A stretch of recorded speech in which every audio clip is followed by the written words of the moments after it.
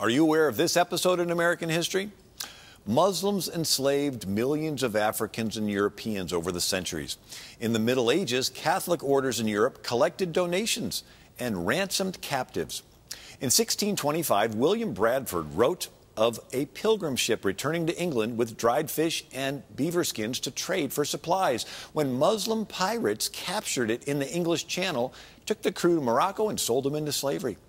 European countries then paid millions of dollars in tribute to the Muslim pirates, and America was covered under the British tribute.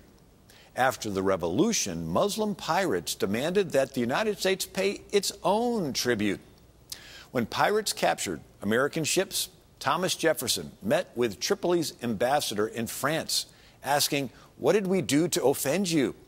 Well, he writes back to Congress in 1785 saying, "The ambassador answered us that it was written in the laws of their Quran that all nations who should not have acknowledged Islam's authority were sinners, and it was their duty to make war upon them and to make slaves of all they could take as prisoners."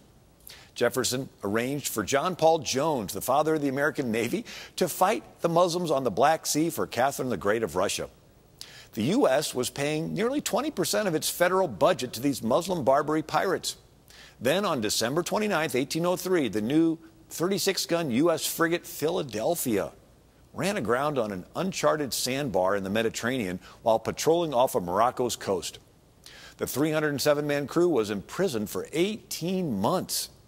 To prevent this ship from being used by Muslim pirates against us, Lieutenant Stephen Decatur sailed his ship, the Intrepid, into Tripoli's harbor on the night of February 16, 1804, and set the captured Philadelphia ablaze, then escaped amidst fierce enemy fire. It was considered the most bold and daring act of the age. The U.S. Marines later captured Tripoli, freed the prisoners, and forced the Muslims to sign a treaty. Stephen Decatur wrote, "Algerians were believed to be masters of duplicity, willing to make agreements and break them as they found convenient." After the First Barbary War, Francis Scott Key published a poem in Boston's Independent Chronicle, December 30th, 1805, titled, "When the Warrior Returns from the Battle Afar." He wrote this to the same tune that 9 years later he would use to write the Star-Spangled Banner.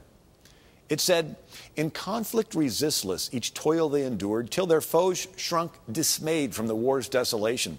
And pale beamed the crescent, its splendor obscured by the light of the star-spangled flag of our nation, where each flaming star gleamed a meteor of war, and the turbaned head bowed to the terrible glare.